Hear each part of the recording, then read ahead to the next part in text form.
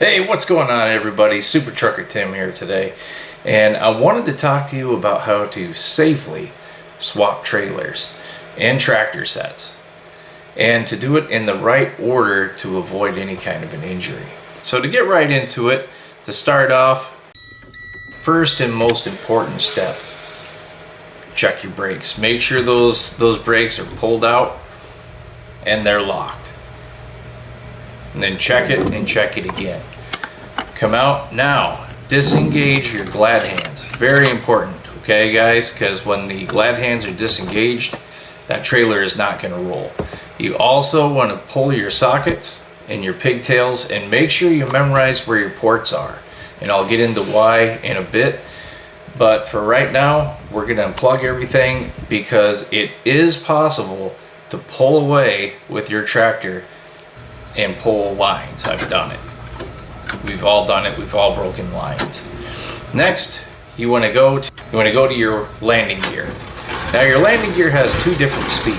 Slower speed really is only when you've got too much weight on the landing gear and it's somehow locked up the gears, so it's just not moving. That's what the lower speed is for. The faster speed is just to get that landing gear up when you're swapping trailers. Got my rhythm down.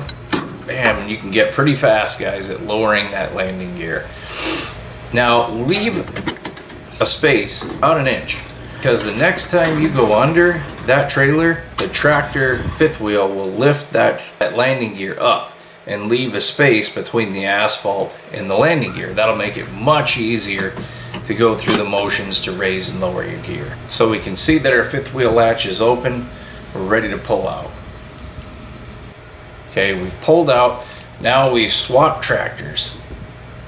Now we pulled out, we're ready to swap trailers. So we're going to go in, we're going to check and make sure that the space between the fifth wheel and the trailer, no light. We don't want any gaps. We want that flat, and we want to touch it. All right, and we want to make sure that that fifth wheel latch is closed all the way around the kingpin. We don't want to see any kingpin, guys. Now we're going to hook up our service line and our brake line. That's your blue and your red. And we're going to get those glad hands secured. Now we're going to hook up our lighting.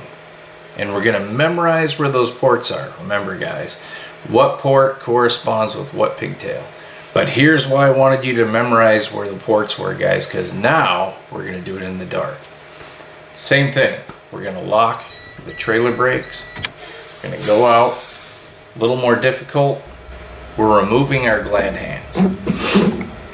Next, we're removing our electrical, and it's not going to be an issue in the dark to find the right port for the right pigtail. Why? Because we've memorized which port corresponds with which pigtail. It's not going to be an issue.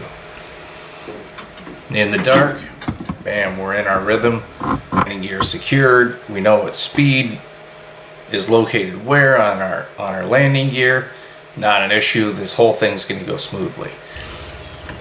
And guys, this is you want your landing gear all the way up, and the reason for that is railroad tracks, speed bumps, all kinds of different debris out in the road that you don't want to hit with that landing gear. So this is what it looks like. Okay, guys, we've got our power lead hooked up, we've got our lights hooked up, we've got our glad hands secured, and we are ready to go. We've got our lighting. We're looking at the fifth wheel. We're making sure that latch is secured. We're checking it physically with the light. Now, a lot of truckers don't do this. All they do is a tug test to their detriment. I have physically seen trailers come off of tractors as the guy's pulling out of the lot. Very important. Alright, so that's it, guys. That's how to safely swap a trailer. Follow these step-by-step methods and you really can't go wrong. Thanks for watching, guys. Don't forget to like and subscribe.